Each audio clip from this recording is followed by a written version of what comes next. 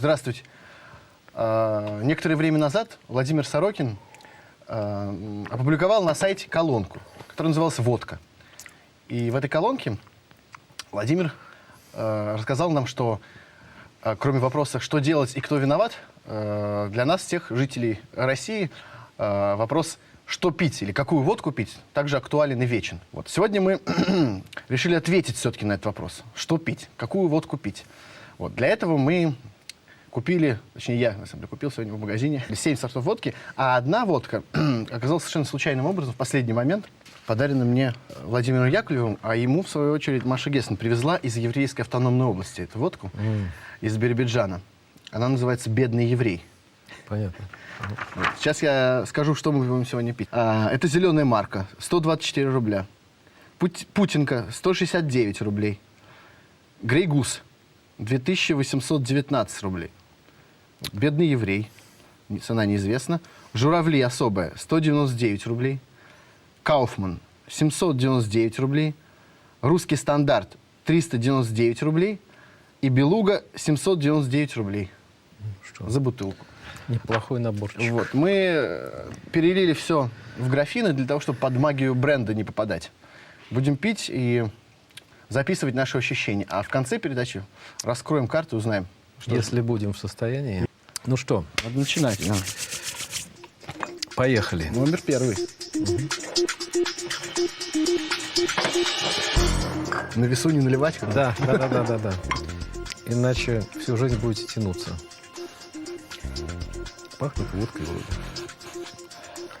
Ну, ваше здоровье. Ваше здоровье, Борис.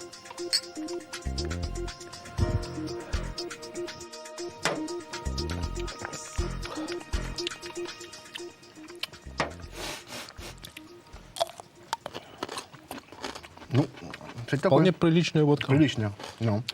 Она достаточно мягкая.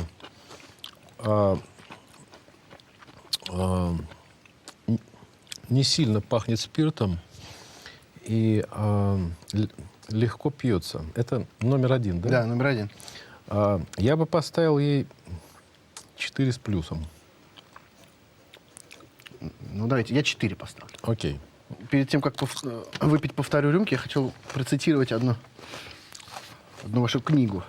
Сервировав стол на одного, я достал из холодильника бутылку водки «Русский стандарт», хрустальную розетку с осетровой икрой, чашу с солеными огурцами и мочеными яблоками. И налил в хрустальную стопку 50 миллиграмм водки, выпил и закусил четвертинкой соленого огурца. Затем выжил на кусок семги лимон, намотал кусок на вилку и отправил в рот. Прожевав, я налил еще 50 миллиграмм водки и выпил и закусил половиной моченого яблока. Собственно, это такая иллюстрация русской традиции после между первой и второй перерыва нет вообще, или перерывчик небольшой. Есть философ замечательный Александр Моисеевич Пятигорский. Он специалист по Индии, по философиям восточным, собственно. Я помню, сколько раз мы с ним не выпивали, он никогда мне и другим, собственно, присутствующим за столом людям не позволял закусывать после первой. И наливал тут же по второй. Так что буддисты тоже это предпочитают. Вот, ну ладно, предлагаю приступить к второму номеру. Так пили, наверное, гусары.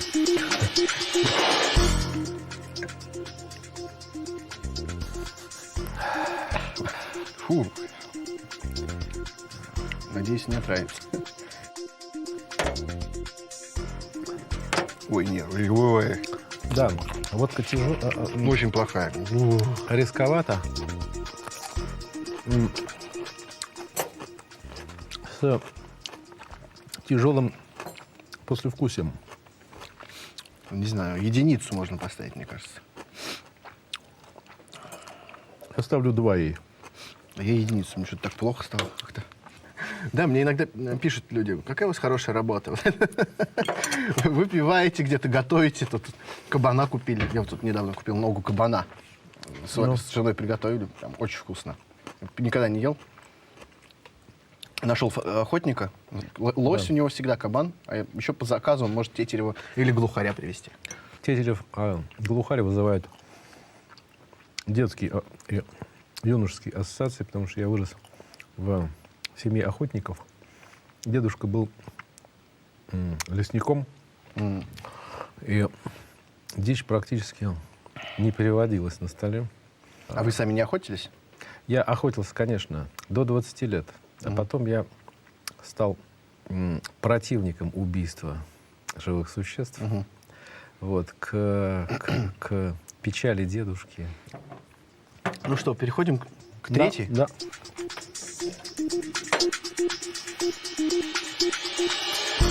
Так, номер 3.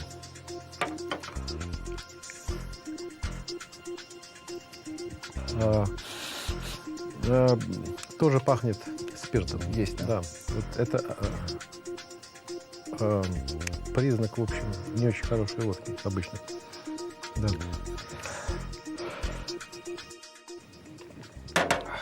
Ну да.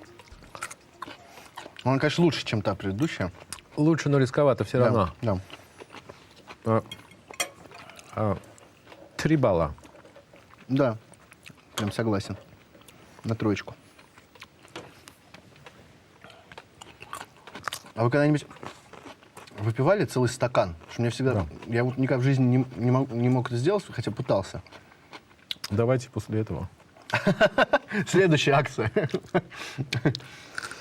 Мой дедушка покойный, он всю жизнь выпивал стакан за обедом и стакан, собственно, за ужином. Так сказать, иногда он клал туда мед. У него была пасека. Вот. И причем это крестьянская изба, никакого холодильника там не было, и водка была еще к тому же и не очень холодной. Вот, так что человек очень пластичен. Все можно. Ладно, наливаем 4. Понеслась. 4.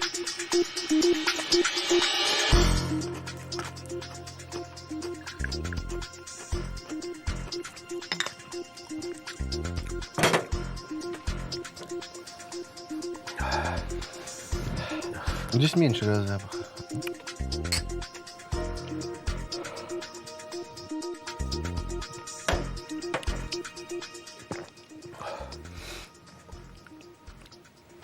Но лучше, чем предыдущие 2, но хуже, чем первая. Ничего, да? Да. Но, да.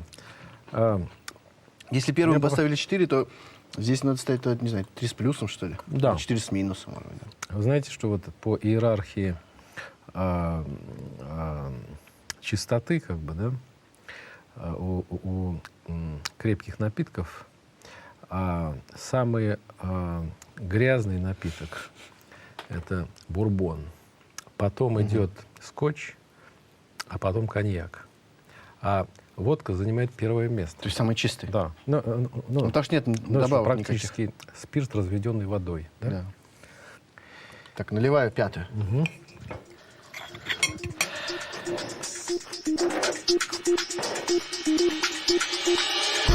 Я вот, честно говоря, уже немножко опьянел. Ну, так надо закусывать, Борис. Надо, да. Это только Воланд никогда не закусывал. Так. Ну, тоже запах есть. Но меньше. Есть? Да. Есть, да. Ну,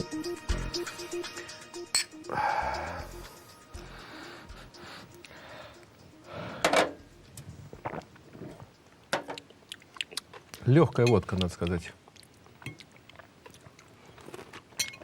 Ну, а мне бы сказал, что есть какая-то резкость, но такая приятная. Да. В принципе, знаете что? Я бы все-таки первой водке поставил бы 5. Наверное, да, потому что... А вот да, это потому что иначе- 4. Да, согласен, да, потому что да. иначе у нас оценок не хватит. Да. Да. А вот вы упомянули в 80-х, 70-х, когда вы входили, так сказать,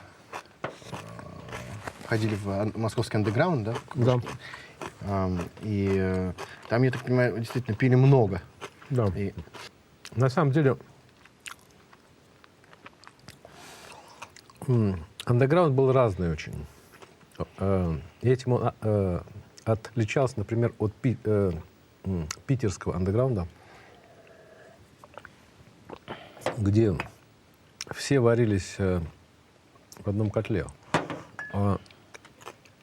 Были фракции, которые пили гораздо больше, да, там, ну вот, это шестидесятники, это ну, там, художники круга Зверева, например, это смагисты, вот, Олейников, Губанов, вот, они пили, конечно, круче, чем мы. Вот. Мы больше работали. Я один раз в жизни только попытался написать что-то в пьяном состоянии. Это было вечером. Утром я прочитал и понял, что я больше никогда это не буду делать. Вот. Но масса поэтов... которые- Есть люди, которые им алкоголь не мешает совершенно. Да. Есть. Я, Вот. например, тоже не умею совершенно. Если я хотя бы Губанова, выпью даже например. одну бутылку пива или 100 грамм водки, все, я не могу ничего делать. Ну да, потому что сбивается, собственно, прицел как бы. Мгм. Хотя вот Губанову это не мешало, да и Есенину, я думаю, что... Номер 6. Номер 6. Как-то они пахнут все одинаково. На самом деле, после пятой, на четвертой уже, да, кажется, что они какие-то все одинаковые. Ну, давайте за нашу работу. Да.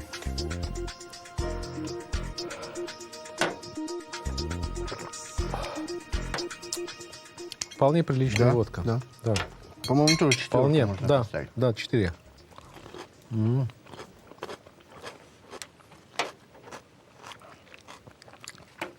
А как вы думаете, водка была примерно одинаковой всегда? Или, например, при царе она была какой-нибудь на вкус действительно иной?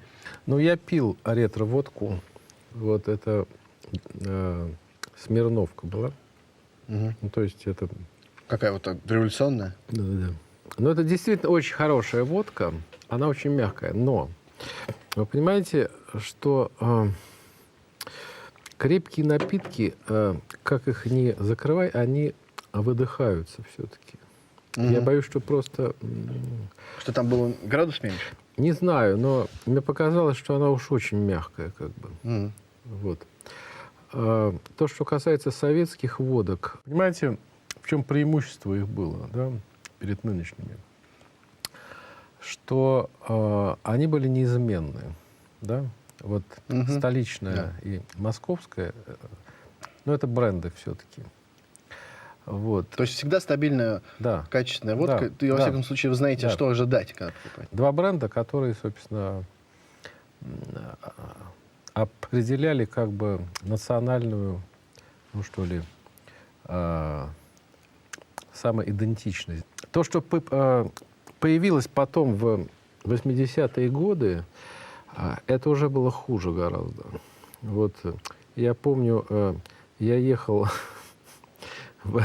в начале 80-х с таксистом, который ругался, говорит: ёптать, я выпил вчера бутылку, и ни ветра в жопе. Слушай, никакого. Ни ветра в жопе, не слышал такого никакого Да. выражения. Ну, то есть никакой крепости, как бы. Ну, а почему это происходит? Вот, казалось бы, да, Ну. вкладывают большие деньги, да, в бренд, вкладывают большие деньги в производство, а потом почему-то, да, проходит год-другой, и водка портится. От чего это происходит? Ну, должно быть какое-то логическое объяснение этому. Сейчас мне объяснили это, что фильтр, да, работает полгода где-то. Мгм. Вот. И, в принципе, когда появляется хорошая водка, полгода она хорошая. Мгм. А потом ее начинают активно покупать. И легче гнать это дальше, чем Чем? менять фильтры там. И, вот, и, десятки водок, я помню, вот 90-е годы, они ушли в небытие совершенно.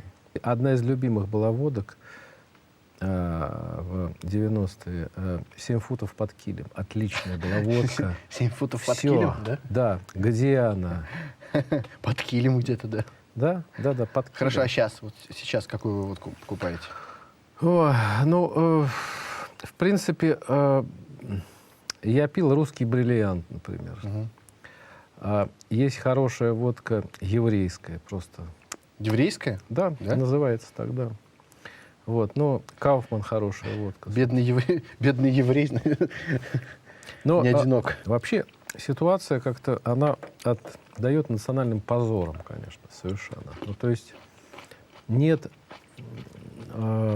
водки, на которую можно положиться. Но это лишний раз говорит о времени, когда, собственно, полнейшая безответственность и потеря государственного мышления в лучшем смысле этого слова. Временщики. Вот поэтому, собственно, им совершенно плевать, какую водку мы пьем. Так что пошли уже наливайте по политические 7-й, вопросы. Борис. Да. Как всегда, на кухне без политики не обойдется. Ну а как же?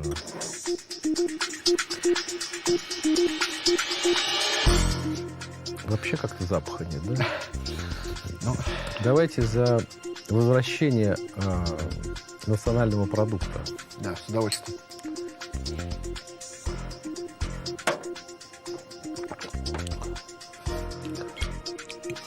Тоже, мне кажется, какая-то такая, но она какая-то резкая, с одной стороны. Но такая Рисковатая. Но резкая, довольно неприятная. Послевкусие неприятное, на самом деле. Я думаю, что это может быть не ржаная водка. Я бы поставил ей 3 балла.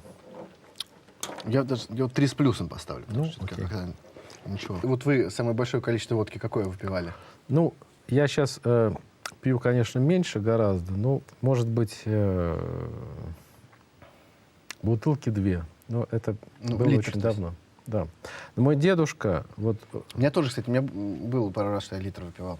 Да, ну, тоже несколько лет назад. у него была норма, если это свадьба или там деревенская какая-нибудь посиделка, вот, или там поминки, вот, он выпивал 6 чайных стаканов. Ну, это, Литр 200, да, где-то? да. И И как он себя после этого чувствовал? нормально возвращался домой. Я думаю, что мы бы с вами не возвратились домой после этого.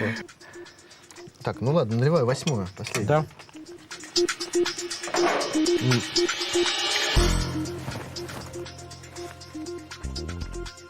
У Булгакова, помните, в «Собачьем сердце» профессор Преображенский говорит, что важно ведь не только что пить, но с кем, чем закусывать и что во время этого говорить. Да, абсолютно правильно. Вот запах водки по Почему мере алкоголь не выпивания становится все Да. более слабым. Ну, давайте за сноб.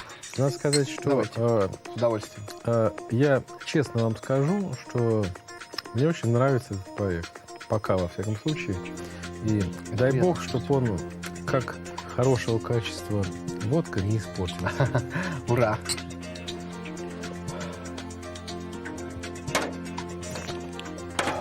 О, кстати, довольно приличная Да, водка. хорошая. Да. Хорошая.